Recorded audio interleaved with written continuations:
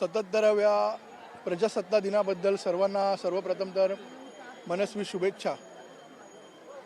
आज सन्माननीय पंतप्रधान नरेंद्रजी मोदी तसेच आमचे सर्वांचे सन्माननीय उपमुख्यमंत्री एकनाथजी शिंदे साहेब आणि देवेंद्र फडणवीस साहेब यांच्या नेतृत्वाखाली एक visionary development plan for Maharashtra याच्यावर येणारं भविष्य हे अवलंबून असणार आणि त्यासाठी मला असं वाटतं नुकतंच डॅवॉसमध्ये झालेलं जे करार आहेत जे आपल्या देवेंद्र फडणवीस साहेबांनी केलेले आहेत त्या कराराचा निश्चितच आपल्याला महाराष्ट्राला आणि देशाला फायदा होणार आहे।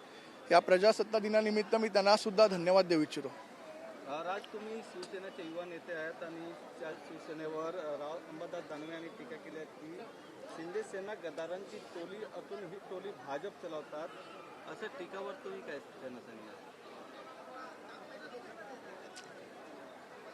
आज 3 वर्ष आपल्याला झाले असतील दीक्षाताई आणि या 3 वर्षामध्ये त्यांनी फक्त त्यांच्या तोंडून आपण कधी डेव्हलपमेंट नसेल ऐकलं, लोकांसाठी काय करणार, लोकांसाठी योजना काय आणणार सरकारमध्ये आल्यानंतर हे ऐकलं नाही।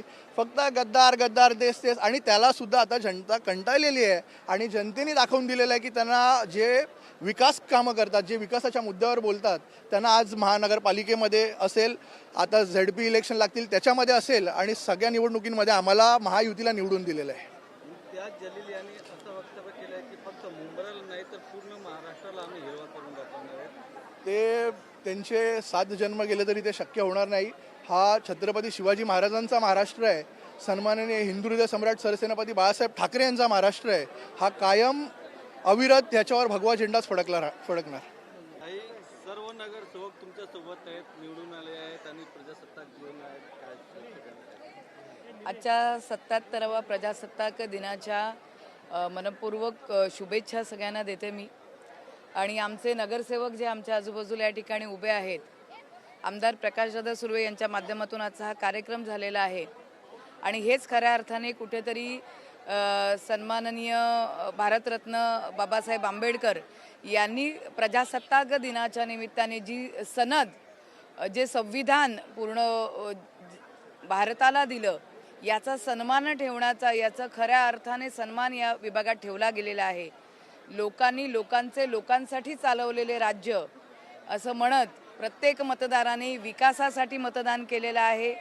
माननीय आमदार प्रकाशदादा सुर्वे यांनी या विभागात कामाचा जो डोंगर उभा केला आहे त्याच्यासाठी मतदान केलेलं आहे। सन्माननीय मुख्यमंत्री देवेंद्र फडणवीसजी, सन्माननीय उपमुख्यमंत्री आमच्या पक्षाचे मुख्य नेते एकनाथ शिंदे साहेब यांनी महाराष्ट्रासाठी जे काम केलेलं आहे, जी विकासाला गती दिलेली आहे, त्याला लोकांनी मतदान केलेलं आहे। सन्माननीय पंतप्रधान मोदीजी, केंद्रीय मंत्री अमित शहाजी यांनी भारताला जी दिशा दिलेली आहे याला मतदान लोकांनी केलेलं आहे आणि त्यामुळेच मुंबई महानगरपालिकेमध्ये पुन्हा एकदा महायुतीची सत्ता आलेली आहे। आणि अर्थात या संविधानाचा सन्मान करत, या संविधानाने जी अधिकार आणि कर्तव्य आम्हाला दिलेली आहेत त्या दोघांचा समतोल राखत भविष्यामध्ये महायुती महानगरपालिकेसाठी गतिमान विकास घेऊन काम करेल। माजी राज्यपाल भगतसिंग कोश्यारी यांना पद्मभूषण पुरस्कार जाहीर झाल्यानंतर संजय राऊत यांनी टीका केली आहे की महाराष्ट्राचा अपमान करणाऱ्याला भाजपा सन्मान करतात, कसं बघतात तुम्ही? आता मला सांगा, याच्याबद्दल तुम्हाला जास्त माहिती आहे, याच्याबद्दल आपण काय बोलायचं? एखादी पॉझिटिव्ह गोष्ट झाली की त्याच्यात सातत्याने निगेटिव्ह मतं मांडायची आणि महाराष्ट्रातलं राजकारण कुठेतरी कलुषित करायचा असा प्रयत्न ज्या नेत्यांचा चाललेला असतो, अशा नेत्यांच्या विषयावर जनताही आता त्यांच्या प्रतिक्रिया विशेष त्याला महत्त्व देत नाही। त्यामुळे आपणही पत्रकारांनी दिवसेंदिवस ते महत्त्व देणं कमी करावं अशी मी या ठिकाणी आपल्याला विनंती करते। गणेश नाईक यांनी टीका केली आहे की पक्षाने परवानगी दिली तर याच शिंदे साहेबांचे नाव नाही घेतले आहेत, पण त्यांचे नाव मिटून टाकेन आणि उल्हासनगर कल्याणमध्ये भाजपचा महापौर झाला असतं, असं त्यांनी वक्तव्य केलं गणेश नाईक यांनी।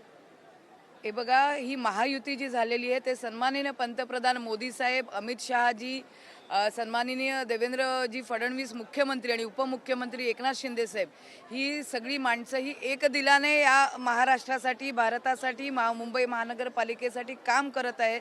हे वारंवार त्यांच्या आचरणातून, त्यांच्या विविध सभांमधून, मीटिंग्समधून त्यांनी दाखवून दिलेलं आहे।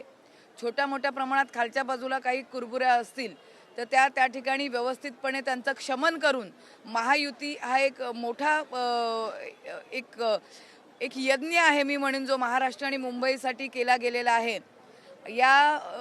साठी सगळ्या गोष्टी बाजूला सारून ही युती त्या ठिकाणी अखंड राहण्यासाठीच वरिष्ठ नेत्यांचे प्रयत्न असतील. त्याच्यामुळे अशा छोट्या गोष्टींना आपण विशेष देऊ नये असं मला वाटतं. अंबादास दानवे यांनी परत एकदा शिंदेसेनेला गद्दार असं म्हणलं आहे. बघा, ज्या वेळेला आपण काय करलो, आताच राजदादांनी सांगितलं की ज्या वेळेला आपण काय करणार आहोत हे विजन देता येत नाही, ज्या वेळेला आपण काय केलं हे विजन सांगता येत नाही, त्यावेळेला केवळ वारंवार गद्दार निष्ठा नाहीत, निष्ठावंत लोक आमच्याकडे आहेत हे जे बोलणार, या निष्ठावंत लोकांना जेव्हा महानगरपालिकेत तिकीट जायची वेळ येते, विधानसभेत तिकीट जायची वेळ येते, त्यावेळेला वेगळाच क्रायटेरिया लावला जातो. याची खुद्द उदाहरणं आणि पत्र सोशल मीडियाच्या माध्यमातून शिवसैनिकांची आपण पाहिलेली आहेत. त्यामुळे वारंवार आपण निष्ठावंत आहोत हे त्यांनी दाखवू नये. सन्माननीय वंदनीय बाळासाहेब ठाकरे यांनी दिलेला सगळ्यात महत्त्वाचा गर्व से कहो हम हिंदू है, यालाच तिलांजली देत ज्यांनी अभद्र युती केली त्यांनी निष्ठा या विषयाबद्दल न बोललेलं बरं, हेच या ठिकाणी मी सांगते.